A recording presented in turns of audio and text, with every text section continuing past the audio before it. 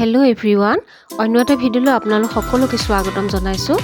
আজিৰ ৰেচিপি ভিডিঅ'টো হৈছে চিকেন পকৰা, লগতে বনাইছোঁ গ্ৰীণ চাটনি আৰু ৰেষ্টুৰেণ্ট ষ্টাইলত বনাইছোঁ। বনাবলৈ একেবাৰে সহজ আৰু খাবলৈ বহুত টেষ্টি। বলক ভিডিঅ'টো আৰম্ভ কৰোঁ।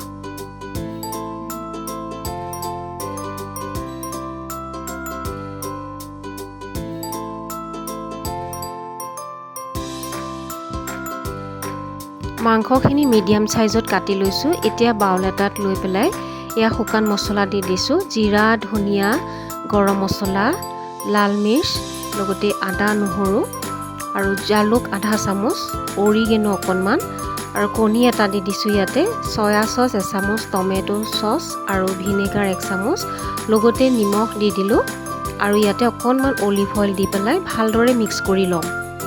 আৰু এইখিনি ভালদৰে মিক্স কৰাৰ পিছত মই 1 ঘণ্টাৰ কাৰণে মেৰিনেট হ'বলৈ ঢাকি থৈ দিম।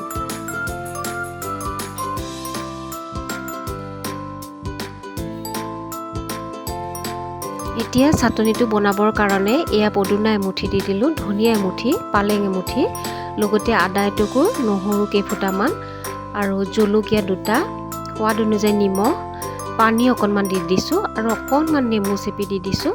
তাৰপিছতে মই গ্ৰাইণ্ড কৰি পেলাই মিহি পেষ্ট এটা বনাই ধুনীয়া চাটনি অকণ বনাই ল'ম।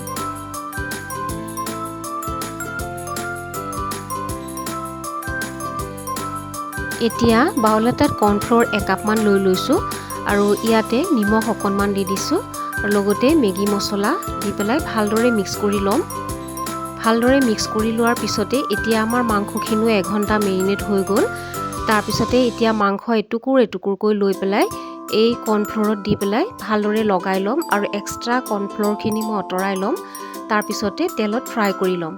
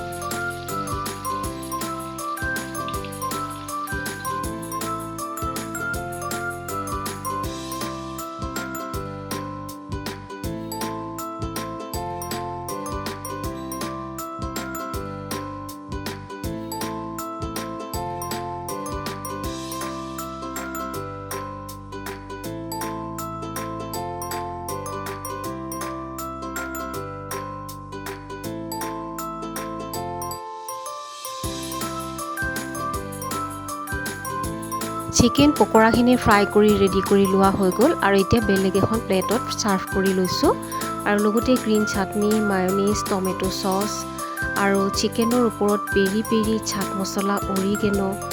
ঠাণ্ডাৰ দিনত গৰম গৰম চিকেন পকৰা খাই সকলোৱে ভাল পায় আৰু অতি সহজতে ঘৰতো বনাই খাব পাৰি আৰু ৰেষ্টুৰেণ্টৰ এটা ষ্টাইল আহে আৰু টেষ্টো পোৱা যায়।